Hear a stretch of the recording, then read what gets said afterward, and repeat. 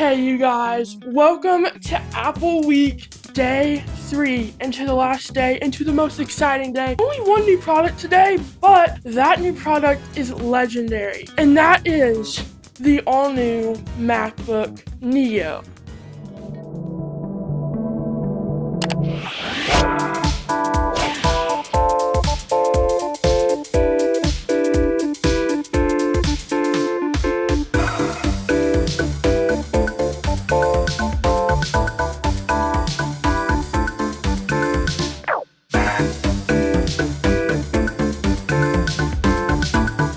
So the rumors about the budget MacBook were true. Apple just unveiled the all-new MacBook Neo, which was actually leaked in a certification document yesterday, and y'all, this is honestly better than I even expected. First of all, it has a really beautiful design. Honestly, I think it's my favorite design. Everything's a bit more rounded, but one thing I do like is it has the newer designs from the new MacBook Pros and Airs. I was afraid it was going to use the old clamshell design, but no, it has this design, which I actually like more. It's more rounded, and y'all, these colors, it comes in silver, blush, citrus, and indigo, and oh my word, these colors look so good, y'all. I am in love with these colors, and overall I am just in love with this design. I mean, even the keyboard is like a pastel version of that color. It is so beautiful. It has a 13-inch liquid retina display with 500 nits of brightness, so the rumor about a dimmer isn't true unless the Air has 600 nits. Either way, very similar specs. It still has the liquid retina display. It's basically the Air screen, just a bit smaller. And it does support 1 billion colors sRGB, but no P3 colors. Another part of this new design is that the speakers have now been moved to the side, and oddly enough, it just reminds me of like the old MacBooks that used to have those little like indents on the side, like before the unibody ones or something. Like, it just reminds me of that, and I think it's kind of cool that they did that. It does have good audio. I don't think it has spatial audio, but from what it sounds like, it's going to have good audio. Along with that, it does have 2 USB-C ports instead of 1, like the 12-inch MacBook. I think Tim learned from that. Now, oddly enough, it doesn't have MagSafe, which was really weird. But hey, at least it has 2 USB-C ports. One of them's USB 3 and the other one's USB 2. Inside this machine is the A18 Pro chip. I don't know why they didn't use the 19, but it does have the A18 Pro chip, the full spec'd out version from what I know.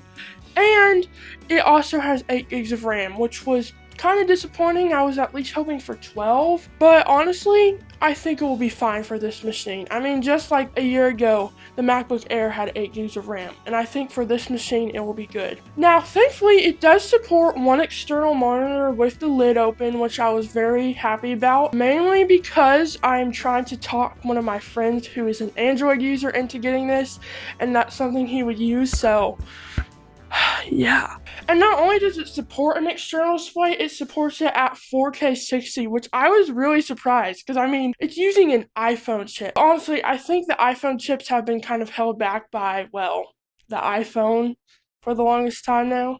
It also has the 1080p HD FaceTime camera from the M3 MacBook Air, which is what I have. It is a very good camera. Let me tell you, even though it's not the latest and greatest from Apple, it's going to beat pretty much any built-in webcam on any PC out there. It also starts with 256 gigabytes of storage. Now, the Magic Keyboard is not backlit. It does have Touch ID if you get the 512 model, which is only $100 more expensive, surprisingly, which we'll get into the price in a minute. And it is kind of sad that it doesn't have a backlight, but I'm just gonna be honest, the price that this is these trade-offs, in my opinion, are well worth it for the price. And it also has 16 hours of video playback. So those are the overall specs of this new MacBook, and honestly, the best part is the price, y'all. It starts at only $599. That was what shocked me. I literally screamed this morning because I was just thinking, I was like, it's out. There's no way they're gonna put it at the same price as the 17E, it's gonna be at least $699. But no, $599. And for the 512 with Touch ID, it's only $699. That is legendary. Oh my goodness. And honestly, y'all, I am very blown away by this. Does it have sacrifices? Yes.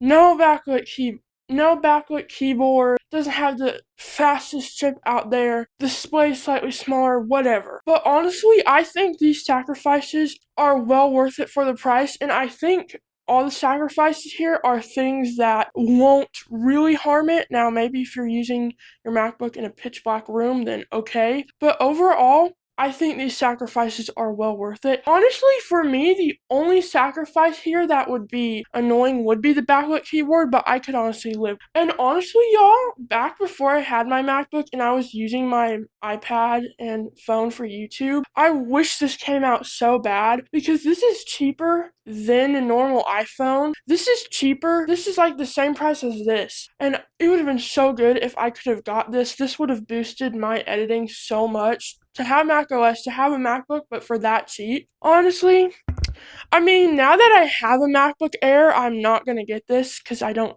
need that.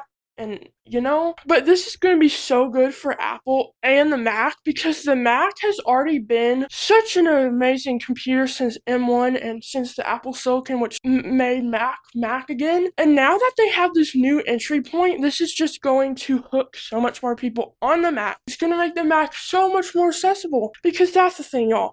I still remember for years, my family was always like, I wish we had a Mac, but they were just so expensive and they were out of reach. And I was finally blessed enough to be able to afford one. And also my mom just got a Mac Mini a few months ago. But this is going to be so good for people who want that Mac experience or who want something with a bit more flexibility and power in macOS, but can't spend $1,000.